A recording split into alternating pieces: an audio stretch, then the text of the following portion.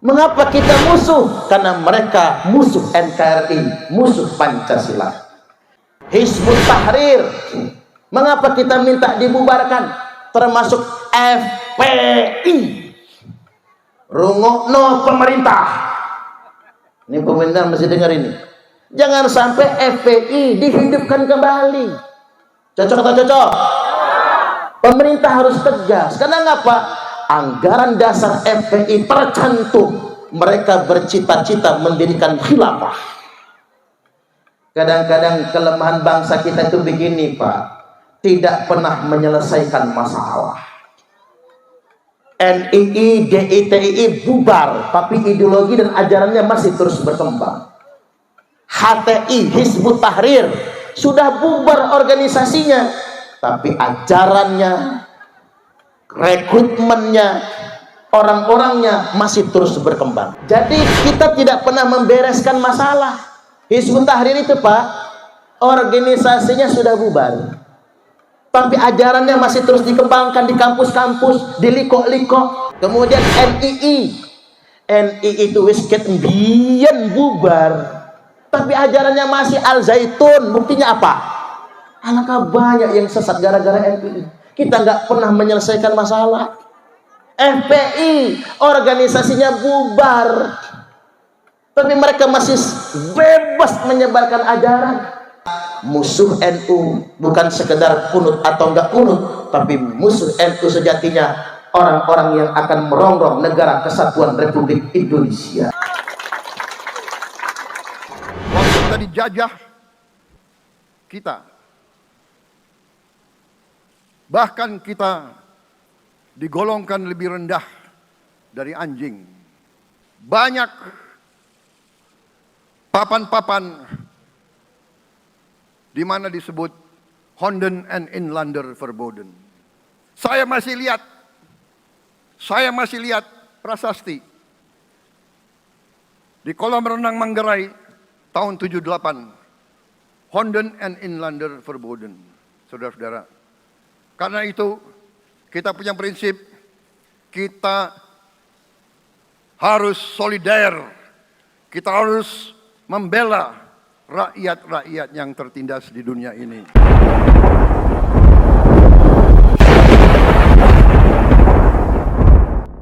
Ngaji kita hari ini sebagaimana dawuh Mbah Yai Rais Jamaluddin. Jadi kalau kata Ketua Dewan Tanfiziyah PWNU Lampung, Romo Kiai Haji Dr. Khairuddin Tahmid MA, beliau adalah Ketua PWNU beberapa periode yang lalu, sekaligus juga mantan Ketua Umum MUI Provinsi Lampung.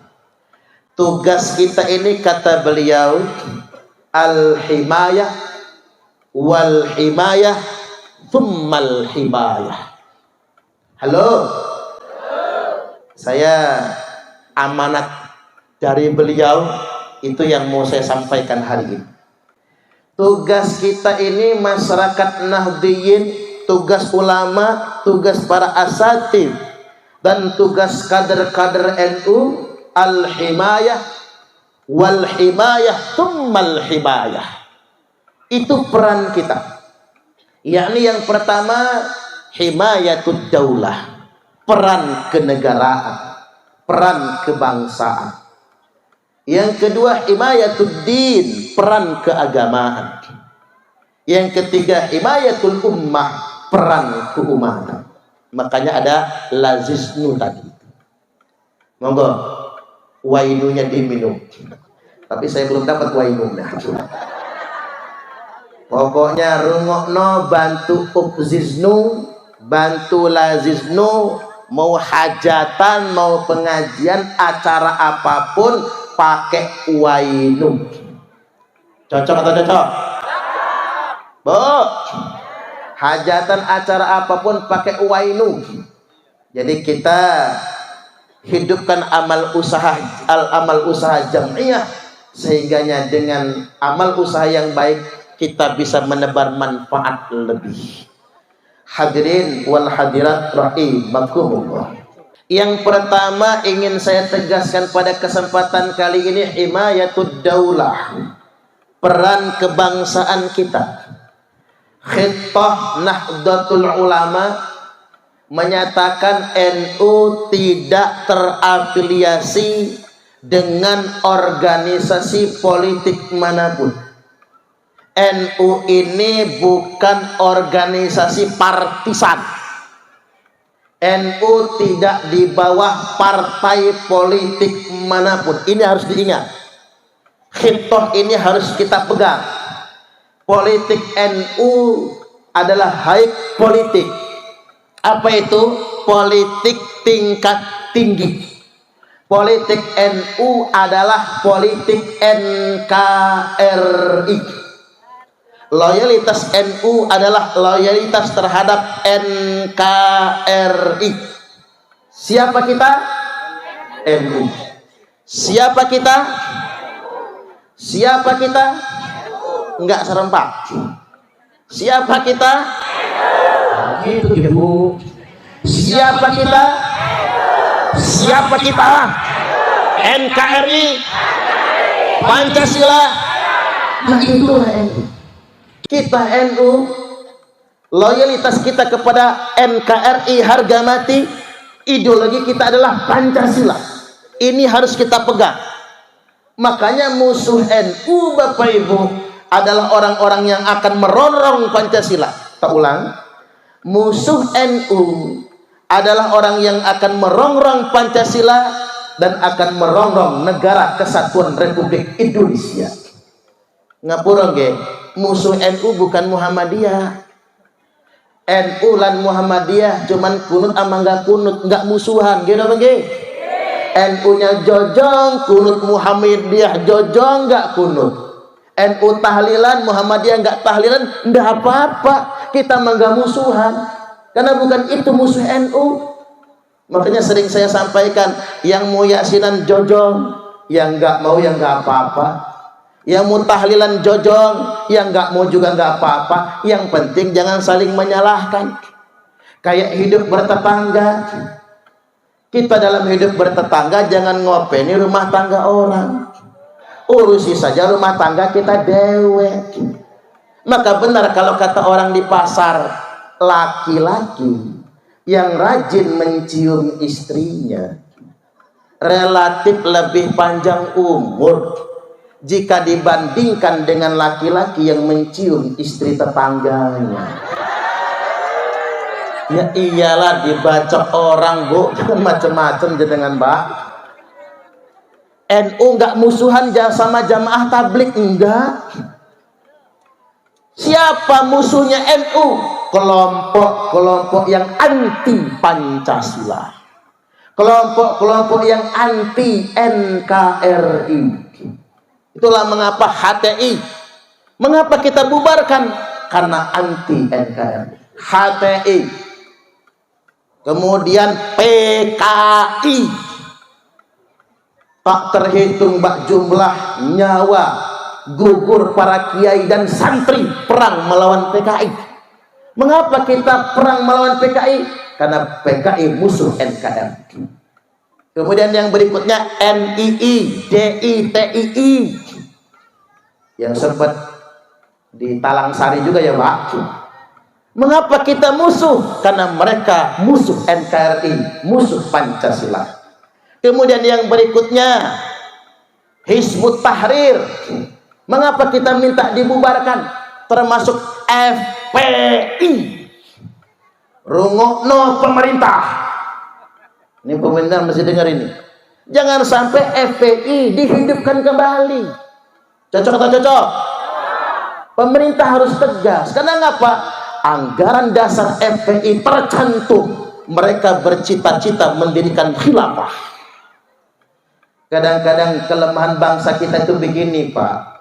Tidak pernah menyelesaikan masalah. NII, DI, TII bubar, tapi ideologi dan ajarannya masih terus berkembang. HTI, Hizbut Tahrir, sudah bubar organisasinya, tapi ajarannya, rekrutmennya, orang-orangnya masih terus berkembang. Apa Bu? Jatuh? Terlalu serem materinya. Lanjut. Jadi kita tidak pernah membereskan masalah. Hizbut Tahrir itu Pak, organisasinya sudah bubar, tapi ajarannya masih terus dikembangkan di kampus-kampus, di liko-liko, orangnya sudah kelihatan itu semua. Kemudian NII itu wisket mbiyen bubar, tapi ajarannya masih Al Zaitun. Buktinya apa? Alangkah banyak yang sesat gara-gara NII. Kita nggak pernah menyelesaikan masalah. FPI organisasinya bubar, tapi mereka masih bebas menyebarkan ajaran. Makanya saya ingin tegaskan, karena politik NU adalah high politik, NKRI dan ideologi kita Pancasila, musuh NU bukan sekedar kunut atau enggak kunut, tapi musuh NU sejatinya orang-orang yang akan merongrong negara kesatuan Republik Indonesia. Tepuk tangan dulu. Tak kasih catatan kalian jenengan begini. Man kharaja minat ta'ah wa faraqal jamaah famata mata mitatan jahiliyah. Barang siapa sapa wong man kharaja minat ta'ah, yang keluar dari ketaatan, loyalitas kepada pemerintah yang sah, satu, wa faraqal jamaah, dan melawan negara, dua, famata, maka mati ia mata mitatan jahiliyah, matinya mati jahiliyah. Kita garis bawah yang pertama, man kharaja minat ta'ah, yang keluar dari ketaatan kepada pemerintah yang sah. Ingat, NU itu siapapun pemerintahnya, NU loyal. Milih enggak milih, seneng enggak seneng, siapapun presidennya, hari ini 20 Oktober dilantik Bapak Prabowo Subianto dan Mas Gibran Raka Buming Raka. Kemarin waktu pemilu, milih atau tidak milih beliau, begitu hari ini dilantik, beliau adalah presiden dan wakil presiden kita. Ini NU. NU nggak boleh mendelegitimasi pemerintah yang sah. FPI di mana-mana ceramah menjelekkan pemerintah. HTI di mana-mana menjelekkan pemerintah. Bahkan ceramah di masjid-masjid ngajak umat ini melawan kepada pemerintah yang sah. Saya sampaikan kalian jenengan, urusan pilihan adalah hak politik di bilik suara. Umat Islam tidak boleh golput. Kita warga negara yang baik, tapi siapapun yang kita pilih, hasilnya Allah yang tentukan. Saya ambil contoh 2014, saya ini milih Prabowo, kalah. Prabowo Hatta. Begitu Pak Jokowi dilantik, siap manut Jokowi, kalah. 2019 saya milih Pak Jokowi, Yai Ma'ruf Amin, menang. Alhamdulillah. Begitu orang teriak-teriak ganti presiden, justru presiden pilihan kita menang. 2024 saya milih Pak Ganjar Pranowo, kalah. Apa saya sakit hati? Mboten. Ngapain sakit hati? Uang itu Allah yang takdirkan. Bahkan 2019 yang beda dengan saya bukan orang lain, istri saya sendiri. Keluar dari bilik suara, begitu jalan pulang kata saya, kamu pilih siapa? Ya Prabowo lah. Nah Abi, kita mah Jokowi. Ya saya Prabowo, kata dia. Apa saya marah Bu? Saya cium keningnya, hebat, berani beda dengan suami, itu keren. Jangan kayak orang milih 01 digelarnya apa? Kecebong. Waktu itu kan milih 02 kampret. Nah saya milih 01, kecebong dong. Istri saya milih 02 kampret. Nah, anak saya kecipirit. Jangan sampai beda pilih presiden kemarin 2024 jadi musuhan. Itu urusan politik praktis, Pak. Nah, hari ini Pak Prabowo sudah dilantik, Mas Gibran Raka Buming Raka sudah dilantik. Beliau pemimpin kita, beliau wajib kita taati dan loyal. Ingat, barang siapa yang sengaja keluar dari loyalitas kepada pemerintah yang sah, wa faraqal jamaah, dan dia melawan kepada al-jamaah, yakni negara, memberontak kepada negara kesatuan Republik Indonesia, famata, maka ia mati. Mata mitatan jahiliyah, matinya mati jahiliyah. Orang yang mati dalam keadaan melawan negara, melawan pemerintah yang sah, matinya bukan mati syahid, matinya mati sangit. Rumah no, yang ikut-ikut teroris itu loh Pak, lagunya mati syahid, walaupun janggutnya tekan udel.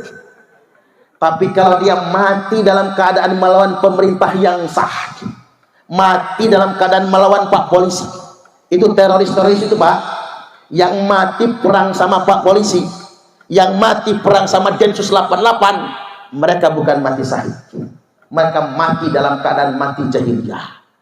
Makanya Nabi bersabda, syarru qatla tahta adimis sama, seburuk-buruknya kematian di bawah kolong langit ini mati sebagai teroris melawan negara. Wa khairu qatla man qataluhu, dan sebaik-baiknya kematian mati gugur perang melawan teroris. Makanya Bapak Ibu, Allah menjanjikan pahala bagi orang yang membela negara dan melawan teroris yang telah merongrong negara. Ini poin pertama. Saya perlu ingatkan kepada warga Nahdliyin, politik kita politik NKRI. Jangan gadaikan ke-NU-an kita dengan satupun partai politik, karena itu urusan praktis ya. Dan yang kedua, loyalitas NU kepada pemerintah yang sah. Siapapun presidennya, siapapun pemimpinnya, kita warga Nahdliyin wajib taat kepada pemerintah yang sah. Ini poin pertama yang saya garis bawahi pada kesempatan kali ini. Sekarang yang kedua, himayatuddin, peran keagamaan. Peran keagamaan NU ini paling spesial. Mengapa saya katakan paling spesial? Karena begini Bapak Ibu, NU itu membangun pondok pesantren. Jumlah pondok pesantren di Indonesia hari ini 27.000 pondok pesantren. Nah sekarang begini, jumlah pesantren terbanyak di Indonesia ini Provinsi Jawa Barat, ranking 1. Ranking 2 Jawa Timur. Ranking 3 Jawa Tengah. Ranking 4 Banten. Ranking 5 Nangguru Aceh Darussalam. Ranking 6 Lampung. Tepuk tangan dulu. Jadilah masuk nomor 6. Jumlah masjid terbanyak Jawa Barat, ranking 1. Ranking 2 Jawa Timur. Ranking 3 Jawa Tengah. Ranking 4 Sulawesi Selatan. Ranking 5 Lampung. NU tipe A, NU terbaik di Indonesia Jawa Timur. Ya iya dong, tempatnya nomor 1 Jawa Timur, nomor 2 Jawa Tengah, nomor 3 Lampung. Jawa Barat sama Banten aja kalah Pak. Perjuangan Wali Songo Indonesia, yang provinsi yang pertama kali dilantik Provinsi Lampung. Tuh laskarnya itu propos tuh bagus Jasmine.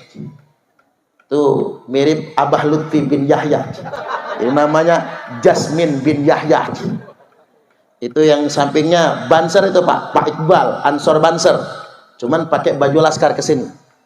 Yang belakang itu namanya kentung ponidi yang gemuk, Bu. Ibu-ibu kalau merasa di Trimurjo sering kena tuyul rumahnya, Kang Kentung mau saya tinggal ke sini buat nangkapin tuyul itu. Kang Ponidi, samping Kang Ponidi itu yang kumisan Aden Al-Bantani. Kalau Kang Ponidi itu Banser juga. Kalau Aden Al-Bantani ini Pak, mantan komandan BAK FPI. Ini FPI Pak, pasukan tepuk tangan dulu. Mantan komandan BAK FPI, jadi PWI sekarang. Salah satu ketua Kesti TTKKDH di Lampung, juga gabung di Laskar Sabilillah. Balik lagi Bapak Ibu, pesantren.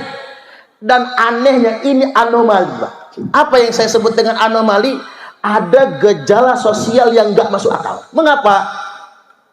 Kiai-kiai NU bikin pesantren bukan di kota, tapi di pelosok-pelosok kampung ujung Beruk. Ini melawan logika ini Pak. Coba di semua negara-negara Islam, Mesir, Arab Saudi, negara-negara Timur Tengah Bapak Ibu, yang namanya pesantren, lembaga pendidikan keagamaan itu di kota-kota besar dan di pinggir-pinggir jalan besar. Tapi beda dengan Indonesia. Pesantren malah dibangun di kampung-kampung, di pelosok-pelosok. Berduyun-duyun orang datang untuk mondok Bapak Ibu. Karena begini, saya ingin pesan kepada warga Nahdliyin. Agama tidak dititipkan kepada penguasa. Agama tidak dititipkan kepada orang kaya. Tapi agama din ini dititipkan kepada orang yang berilmu. Ingat, poin kita ini himayatuddin, peran keagamaan. Kalau bicara tentang menjaga agama, agama tidak dititipkan kepada penguasa. Mohon maaf, kalaupun orang NU jadi penguasa semua Pak, ngapura nggih, belum tentu Islam jaya, belum tentu agama terjaga. Apalagi udah jadi pejabat korupsi semua, ngisin-ngisinin wong NU aja Bapak Ibu. Orang Islam sugih semua, ngapura nggih, Islam belum tentu terjaga. Jangan-jangan jadi agama kapitalis kita Pak. Coba, saking kayanya orang Eropa, sampai di kota London 300 gereja dijual. Kenapa? Orang kaya di London gak mau lagi ke gereja, karena mereka sudah sugih kelewat. Saya takut Bapak Ibu, kalau orang Indonesia ini kaya raya semua, malah sepi masjid itu, dijual jadi mall akhirnya. Saya takut Pak. Tapi kalau orang Islam mondok semua, anak kita nyantri semua, agama pasti terjaga. Alasannya apa? Wa annal ulama'a warasatul anbiya, karena para ulama adalah pewaris para nabi. Agama diwariskan kepada ulama. Maka anak kita harus masukin ke pesantren demi menjaga agama ini. Saya ceramah ini Bapak Ibu karena kita KBNI, keluarga besar Nahdlatul Ulama.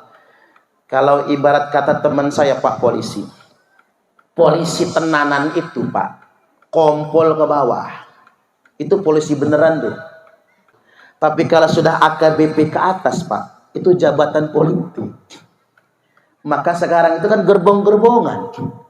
Sama Bapak Ibu, NU itu Pak, yang masih ikhlas bener, MWC ke bawah. Gak ada bang, tepuk tangan biar bos-bos kita di NU ngedenger nih Pak. NU itu yang ikhlas-ikhlas itu MWC ke bawah, ranting-ranting, ibu-ibu muslimat ini. Waktu jalal watan tadi itu keren. Saya senyum-senyum aja Bu bapaknya itu. Pak, tahan-tahan senyum saya. Ternyata ibu-ibu itu kalau begitu kelihatan cantik semua ya. Luar biasa. Kelihatan tulus-tulusnya itu MWC ke bawah. Kalau sudah PC ke atas itu udah rodok remeng-remeng itu Pak.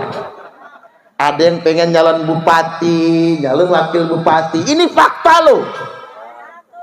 Ada yang jadi tim sukses, ngapura nggih, dia dapat duit segepok. Muslimat belum tentu dapat. Tepuk tangan lagi juga. Ini kritik buat struktur NU. Apalagi di PWNU naik lagi tuh, tambah kental. Wani Piro naik lagi ke pusat, ya begitu. Hari ini saya terus terang saja memperhatikan, kita ujung-ujungnya atas nama struktur NU sibuk dapat peluang jatah menteri. Kita sibuk mikirin jatah menteri. Kita sibuk jatah komisaris BUMN. Kita sibuk menggunakan privilege NU untuk mendapatkan jabatan-jabatan strategis. Menggunakan privilege NU untuk mendapatkan proyek-proyek. Termasuk tambang. Saya bukan nggak setuju Pak. Tambang itu daripada dikuasai pribadi, mending manfaatnya buat NU. Cocok atau cocok? Saya bukan nggak setuju. Boleh orang NU jadi menteri, boleh orang NU jadi gubernur, boleh orang NU jadi wali kota bupati. Tapi ingat, jangan lupakan tugas utama. Karena Mbah Yai Hasyim Asy'ari membangun NU bukan dengan jabatan, membangun NU bukan dengan uang. Beliau membangun NU Bapak Ibu dengan keilmuan. Coba kalau kita ingin nyimak flashback, bukan nyimak bahasanya. Coba kalau kita ingin flashback dengan masa Orde Baru. 32 tahun, Pak. NU tidak dapat apa-apa dari pemerintah Orde Baru. Waktu itu kebetulan Pak Soeharto kurang demen sama NU. Apalagi sama Gus Dur. Senep betul Pak Harto sama Gus Dur dulu, Pak. Senep betul. Tapi pernahkah Gus Dur ngajak NU ngelawan pemerintah? Enggak pernah.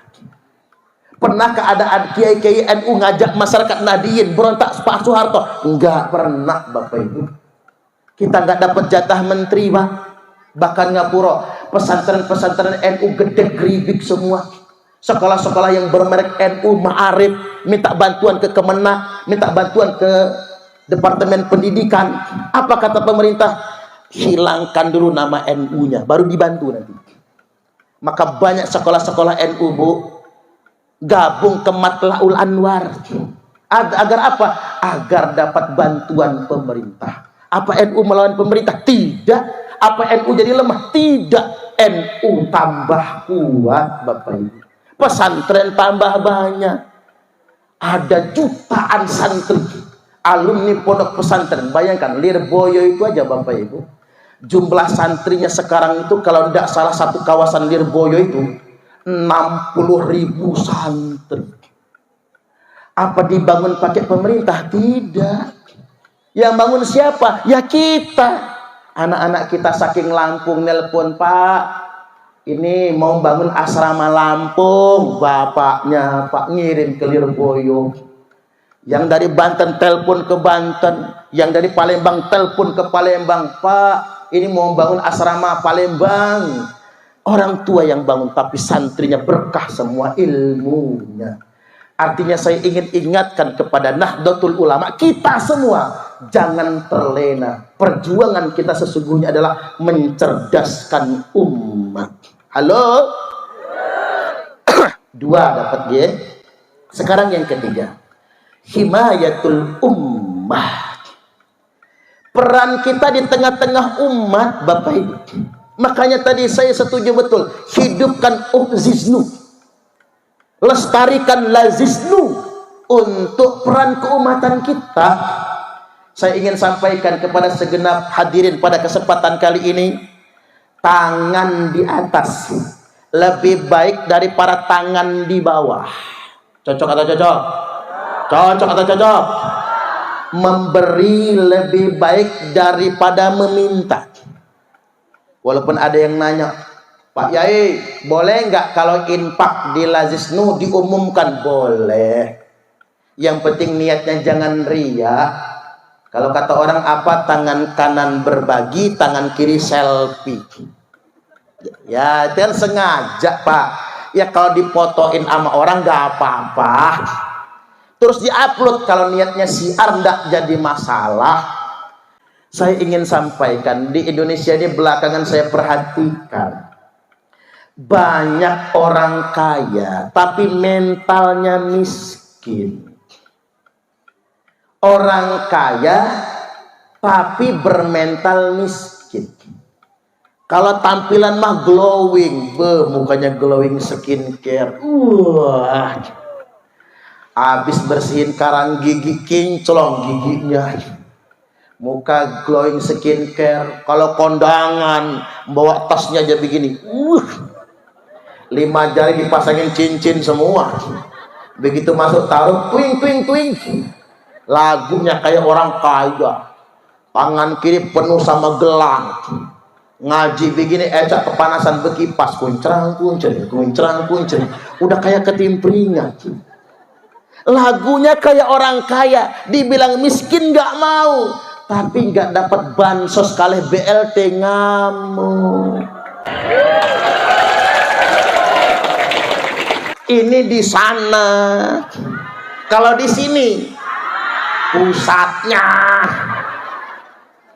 Rumahnya sudah beton, lantainya sudah keramik, tapi masih nerima PKH. Itu mental miskin. Kita ini lebih baik memberi daripada meminta. Saya ingin sampaikan ke ibu-ibu, nanti Bu, kalau Pak Lurah sama Pak Camat bagi bansos ngomong begini, maaf Pak Camat, maaf Pak Lurah, kami nolak bansos. Bingung Pak Camat, ini ada apa gerangan? Ada apa Bu? Kami sudah sugih Pak Camat. Lebih baik uangnya kasih sama yang fakir atau buat membangun jalan saja. Tepuk tangan. Ya kita ini Bapak Ibu, kalau bukan hak kita ya jangan diambil.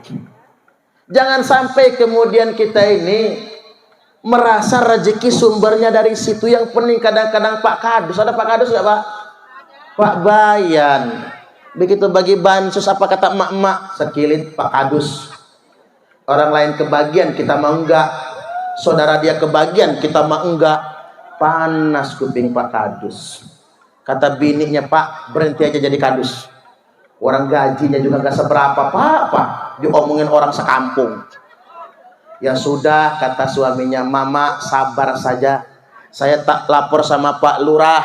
Nanti wayahi bagi bansos BLT, saudara kita coret, biar yang lain kebagian semua. Begitu bagi bansos, saudara udah kecoret, yang lain kebagian. Apa kata saudara? Nggak ada guna punya saudara jadi kadus. Orang lain kebagian, kita mah enggak ditegur Pak Kadus. Hajatan aja nggak ditonjok lagi.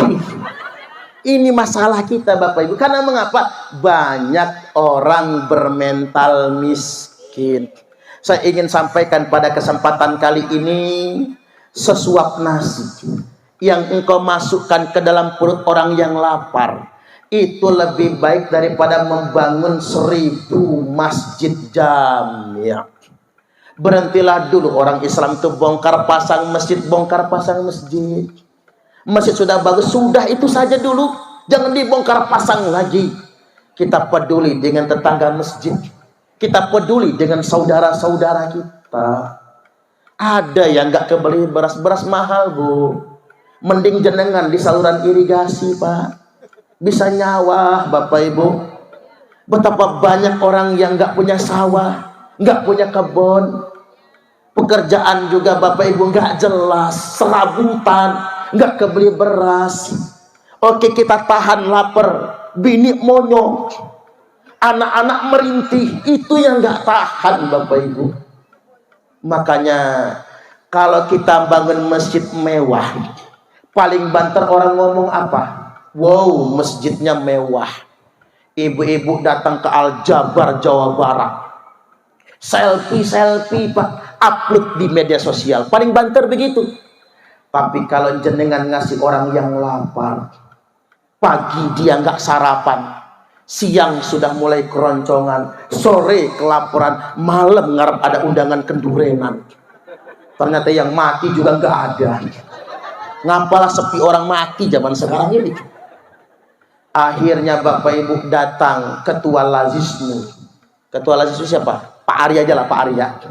Datang Pak Ari, bawa beras sekarung. Subhanallah, seperti doa yang diijabah. Dia ngucap terima kasih sama Pak Ari. Tapi gak berhenti sampai di situ. Dia masuk kamar, sujud dia Bapak Ibu, nangis sejadi-jadinya. Terima kasih ya Allah, Engkau sudah mengutus orang yang dermawan kepada kami. Maka berbahagialah orang yang berbagi Bapak Ibu, karena Allah mengijabah doa orang-orang yang lemah melalui uluran tangannya. Tak henti-hentinya dia memuji Allah gara-gara kita berbagi. Tapi saya cuma perlu ingatkan, kalau nyantun janda jangan sendiri Pak Ari. Jangan sendiri, bawa istri lagi. Ya gini, hari ini nyantun janda, kata rondonya. Makasih Pak Ari, mudah-mudahan berkah buat panjenengan, amin. Bulan depan nyantun lagi Pak, terima kasih Pak Ari. Cuman Pak Ari kok yang perhatian. Pak Bayan, Pak Lurah, Pak Camat, Pak Dewan nggak pernah tahu sama kami. Udah pulang Pak Ari, bulan depan datang lagi. Terima kasih Pak Ari. Coba anak saya punya bapak kayak Pak Ari. Nah, jadi itu barang. Makanya Bapak Ibu, ya kalau bisa itu harus ditemani, pakai tim nggak apa-apa. Jadi balik lagi peran keumatan. Kita membantu orang yang lemah Bapak Ibu. Kalau kata Syekh Abdul Qadir Al-Jailani tadi, sesuap nasi yang engkau masukkan ke dalam perut orang yang lapar lebih baik daripada membangun 1000 masjid jami. Orang kaya bolak-balik umroh dengan alasan rindu rumah Allah, padahal Allah lebih kaya. Saya ulangi, orang kaya bolak-balik umroh dengan alasan rindu rumah Allah, padahal Allah lebih rindu dengan orang kaya yang berbagi dengan fakir miskin.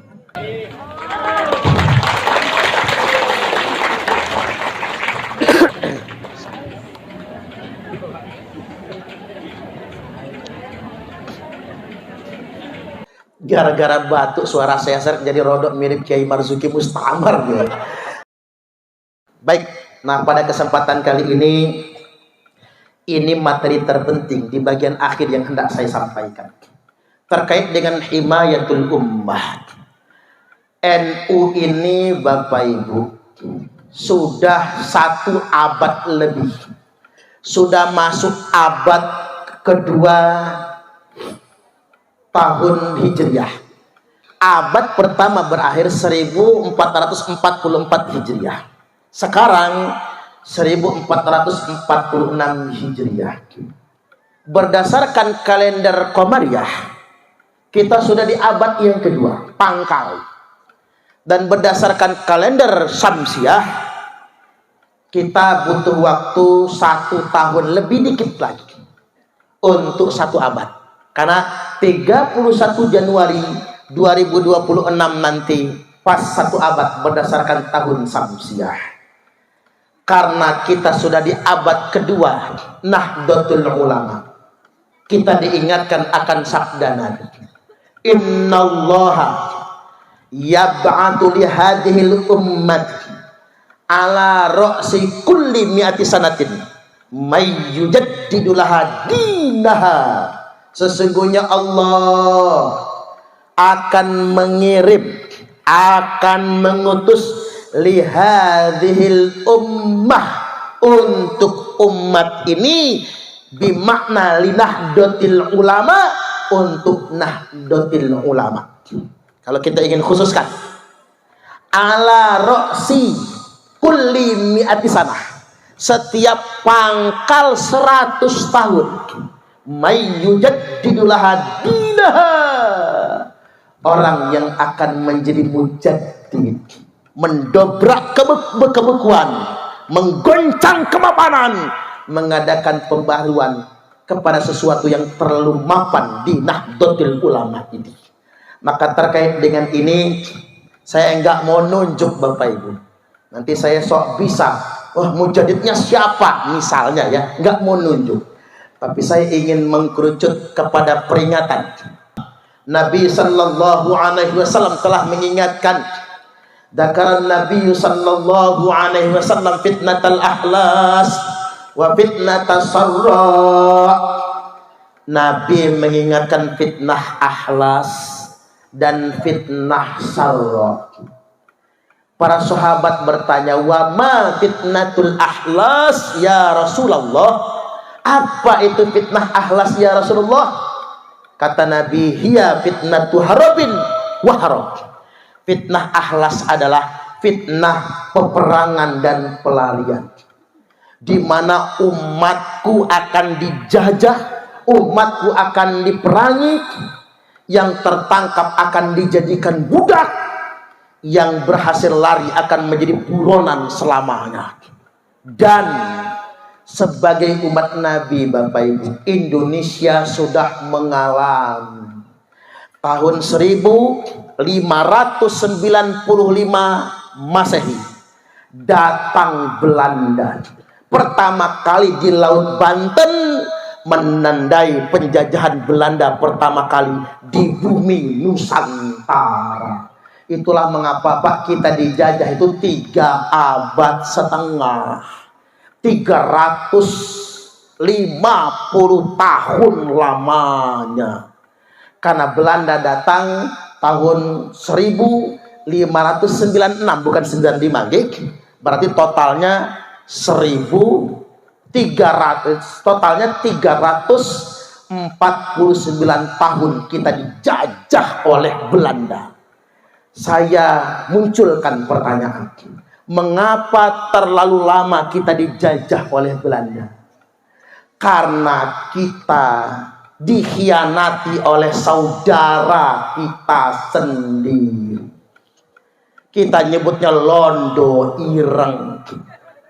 Orang pribumi yang kerjasama dengan Belanda. Dan yang paling menyakitkan Bapak Ibu, yang banyak sekali nipu perjuangan bangsa Indonesia itu, saudara kita yang ngaku-ngaku anak cucu Nabi.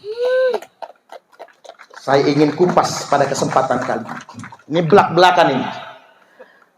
Perang terbesar Belanda melawan bangsa Nusantara disebut dengan Perang Diponegoro. Yang Pangeran Diponegoro ini juga dihabibkan. Hati-hati Pak. Pangeran Diponegoro aja dihabibkan, coba. Dikasih nama Ibrahim bin Toha bin Yahya. Bahkan KRT Sumo di Ningrat disebut apa? Habib Toha bin Yahya. Perang terbesar itu Perang Diponegoro. Tahun 1825 sampai 1830. Belanda tidak bisa menangkap Pangeran Diponegoro. Perang Jawa orang nyebutnya. Tapi mengapa Pangeran Diponegoro ditangkap tahun 1830? Gara-gara sahabatnya sendiri.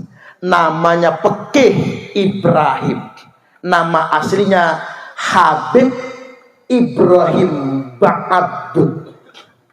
Yang membujuk beliau agar mau ketemu dengan Gubernur Jenderal Pandekok di Magelang. Kata Pangeran Diponegoro, "Beb, kalau bahasa kita sekarang, kalau saya turun gunung ditangkap Belanda gimana?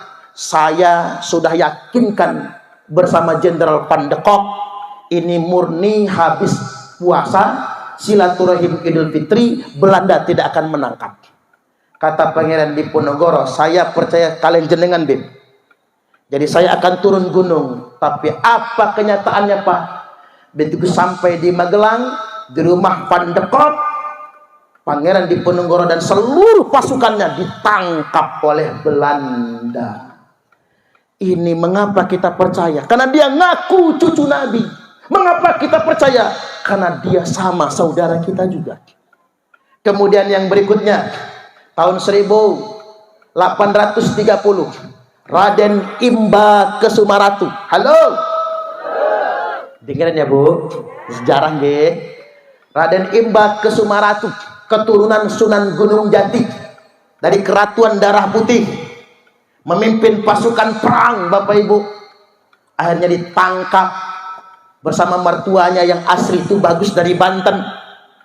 kemudian dipenjara di Batavia, dibuang ke Timur Jauh, dan satu keluarga dibunuh semua oleh VOC. Yang disisakan cuma istrinya. Siapa? Ibunya Raden Intan. Mengapa istrinya tidak dibunuh? Karena sedang hamil, Bapak Ibu. Di tahun 1834 Raden Imba kemudian ditangkap, istrinya dipulangkan. Begitu gugur Raden Imba ke Sumaratu, lahirlah Raden Inta ke Sumaratu II atau Raden Inten II. Yang kemudian setelah beranjak remaja, dia bertanya kepada ibunya, "Mak, apa obatnya malu?"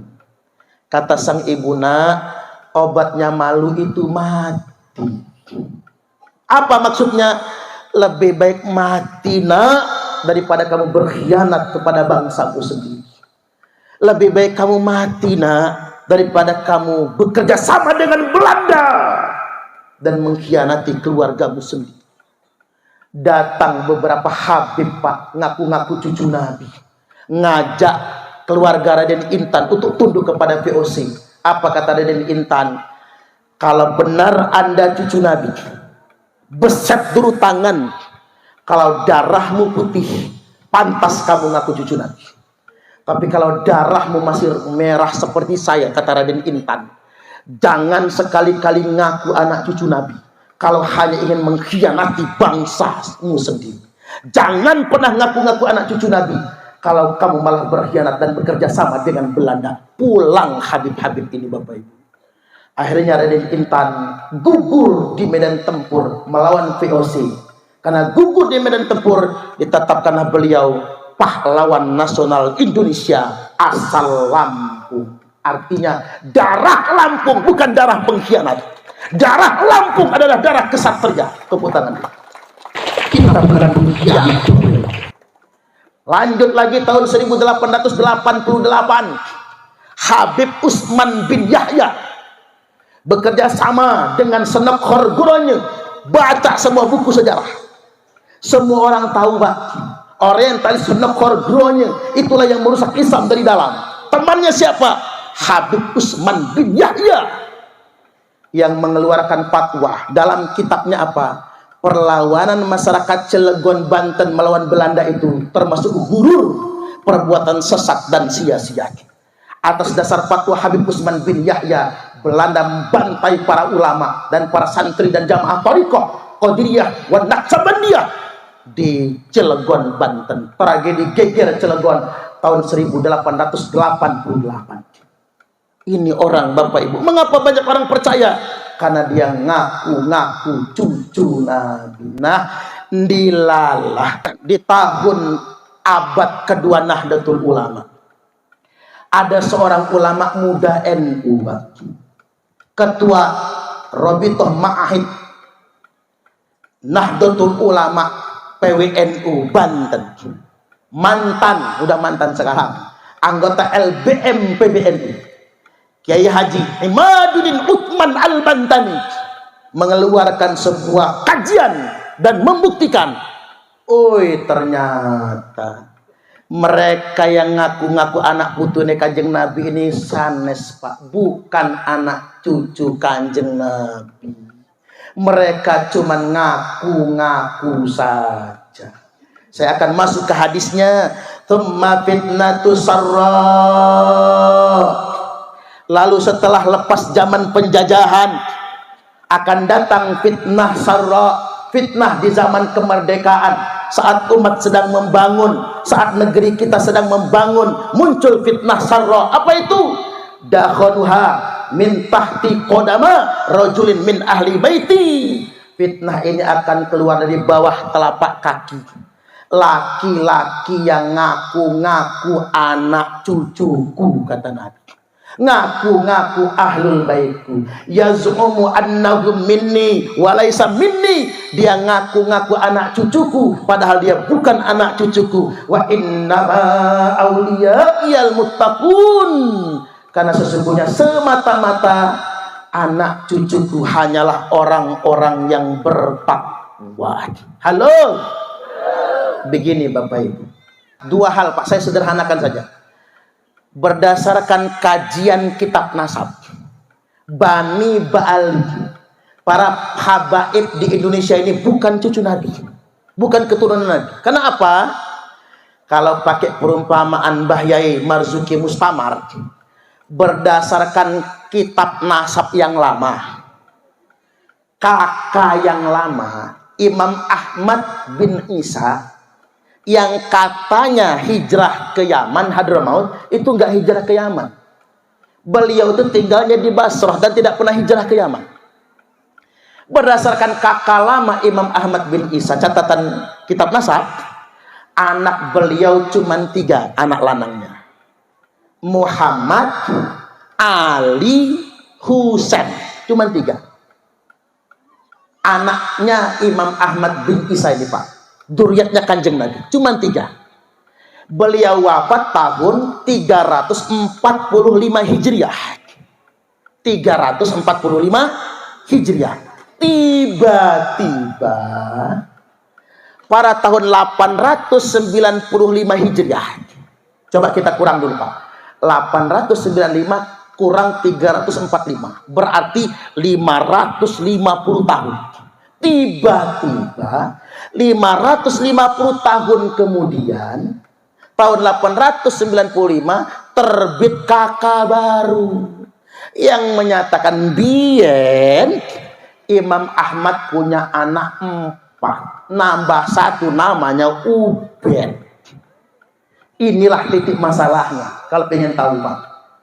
Jadi pemalsuan nasab ini setelah 550 tahun lamanya. Saya kasih umpama begini.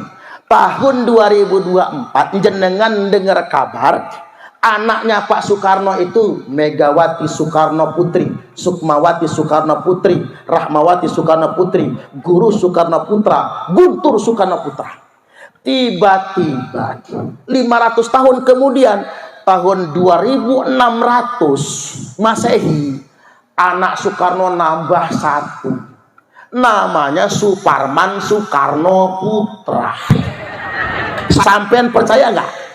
Ya enggak lah. Itu perumpamaannya Bapak Ibu.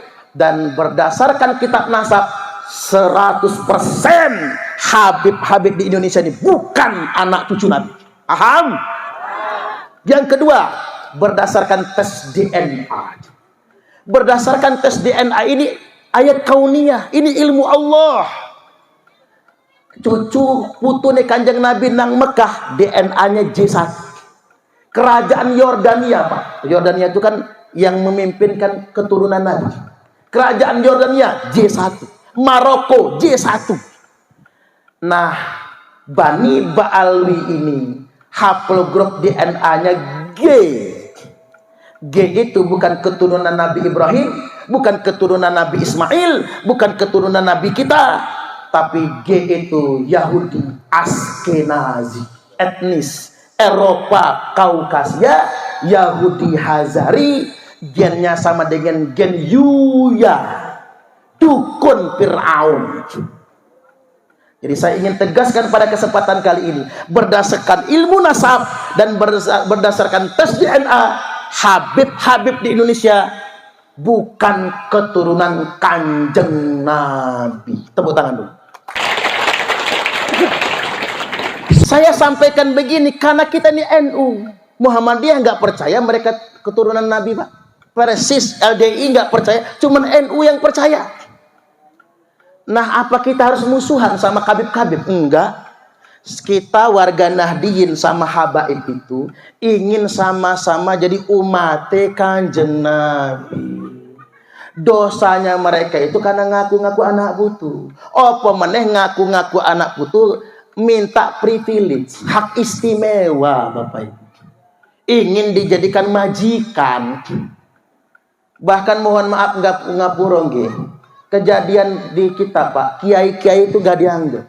Mereka kemarin mengadakan sholawat besar betul akbar, yang duduk di panggung itu Habib semua. Kiai-kiai yang ahli kitab kuning duduk di bawah semua Bapak Ibu. Ngapura nggih. Mereka kalau ngadain salawat Bapak Ibu, salawat jojong kali Habibnya. Begitu salawat selesai, kiainya naik panggung, bubar jamaahnya Bapak Ibu. Benar, ada kejadian. Karena mereka nggak menghargai kiai, Bapak Ibu. Nggak menghargai ulama. Karena ngapa? Mereka merasa kastanya lebih tinggi daripada kita semua. Belum lagi pendawiran, Pak. Belum lagi cerita-cerita khurafat mereka yang bertebaran di berbagai macam media sosial. Yang sampai begini nih, ada Muhyiddin ditanya oleh malaikat Munkar dan Nakir, "Man rabbuka?" Habib Abdullah Ba'alwi, jawabannya. "Wa man nabiyuka?" Habib Abdullah Ba'alwi. Pikir ini orang akan dihajar malaikat. Tiba-tiba datang malaikat utusan dari langit datang. Bahwasanya orang ini dapat kabar gembira masuk surga. Gara-gara jawab Tuhannya Habib Abdullah Ba'alwi. Nabinya Habib Abdullah Ba'alwi. Ini kan cerita sesat, Bapak Ibu. Cerita-cerita khurafat Ba'alwi ini merusak akidah Islam, bahkan merusak syariat Islam, Bapak Ibu. Ini kalau nggak ditanggulangi oleh MUI, ngapura nih buat MUI. MUI ini kadang-kadang galak betul sama aliran lain. Bahkan sampai ngatur-ngatur aqua malahan MUI itu. MUI nggak boleh diam saja dengan kejadian ini semua. Harus bersuara. Ajaran khurafat ini dalam kitab Sarul Ainiyah misalnya sudah dibukukan oleh kalangan Ba'alwi dan diceramahkan di berbagai macam majelis. Baik, kemudian yang berikutnya dikit lagi masuk ke dalil dulu ya.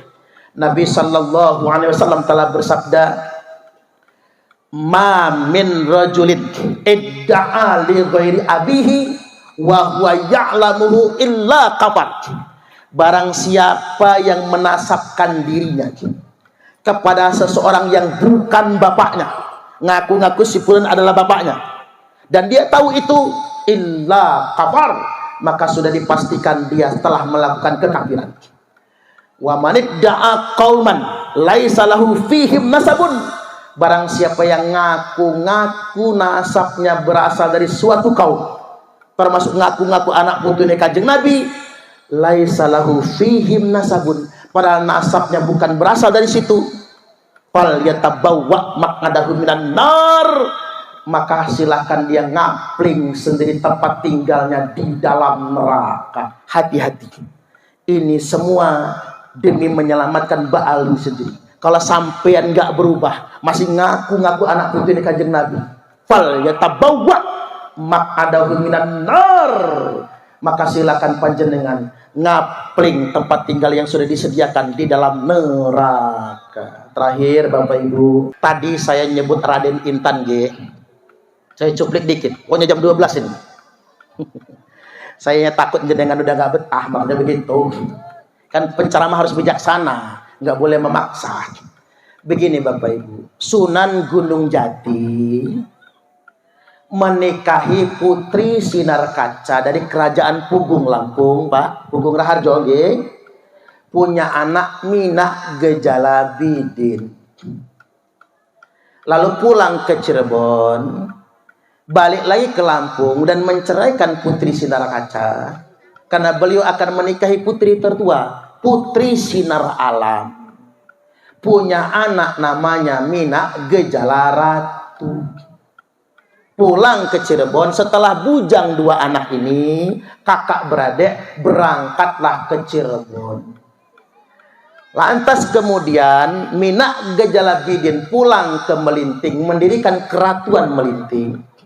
Minah Gejalaratu ke Kuripan Kalianda, mendirikan keratuan Darah Putih. Keturunan keratuan Darah Putih itu ya Raden Intan.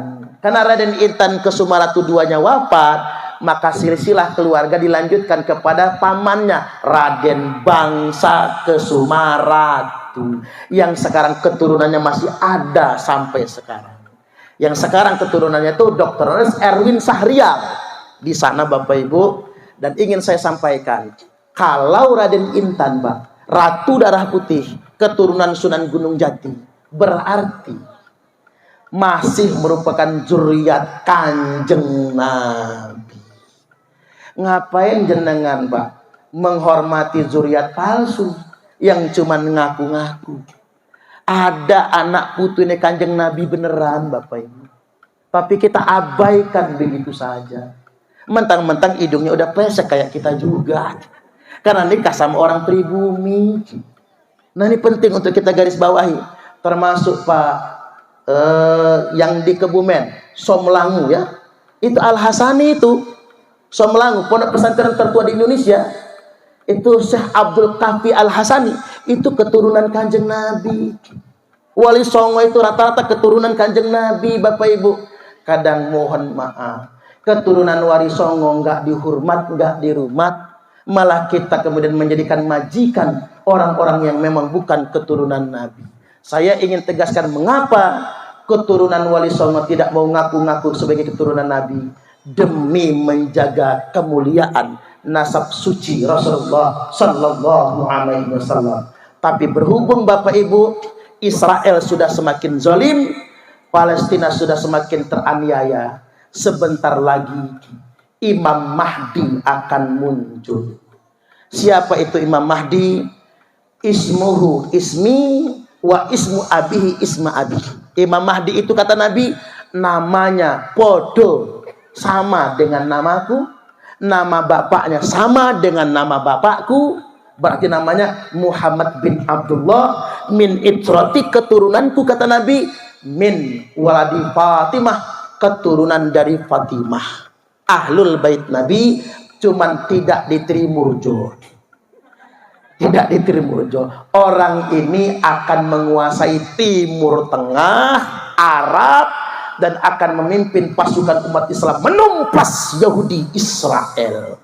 Maka ulama sepakat, demi terjaganya nasab suci Rasulullah, demi menjaga agar tidak ada Imam Mahdi palsu, maka siapapun yang mengaku-ngaku keturunan Nabi wajib diverifikasi. Yang bagi likulli ahadin ayyakuna lahu ghiratun fi hadzal nasabi syarif. Hendaklah setiap umat muslim punya rasa kecemburuan dengan nasab mulia keturunan Rasulullah, wa dhabatum hatta la yantasiba ilaihi sallallahu alaihi wasallam ahadun illa bihaqqin, dan meneliti siapapun yang ngaku-ngaku anak cucu Nabi sampai tidak ada lagi yang berani ngaku anak cucu Nabi kecuali dengan data yang benar. Baik, kita sholawat sekarang.